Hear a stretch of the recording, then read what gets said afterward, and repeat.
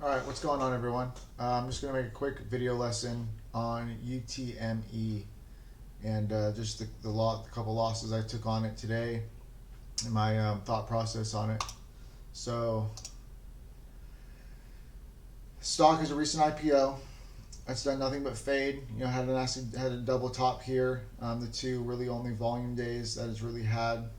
At least the most volume it's had until today.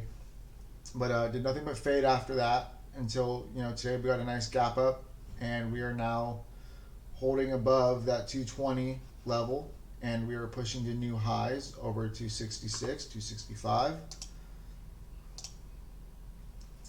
So it's just a big gap day, and usually with these big first green day gappers, we're looking for just a failure to break down, because you have a lot of shorts that are getting in here and pushing this down.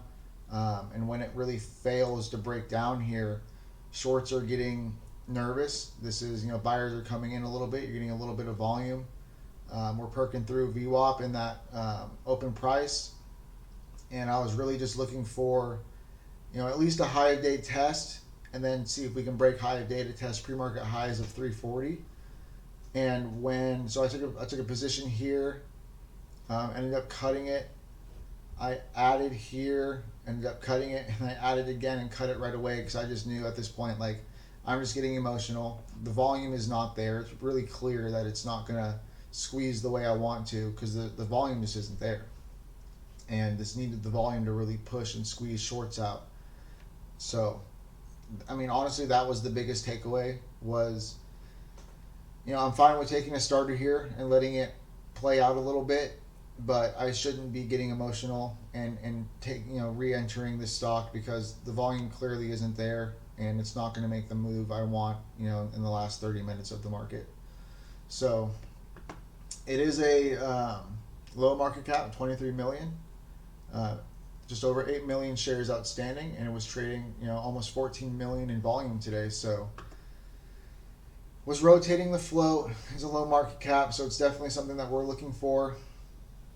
Just unfortunately, just didn't have the volume to squeeze shorts out, there at the end of the day. But still on watch. It hasn't fully broken down yet, so I'm going to keep it on watch for either a previous high of day break, or if it fades, it could be a good multi-day bounce. And if it dips a little bit, holds those 220s, consolidates for another day, and then once it starts perking back up to 3, I'll be looking for that multi-day breakout.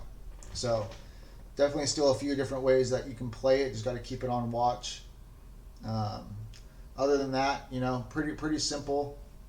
I'm not going to go into anything else. I just really want to dive into this and my thought process on it, and why I traded it and what I did wrong. So I hope it really, hope it made sense, and we'll keep an eye on this, and maybe we'll have another video lesson on it in the next couple of days. We'll see what it does.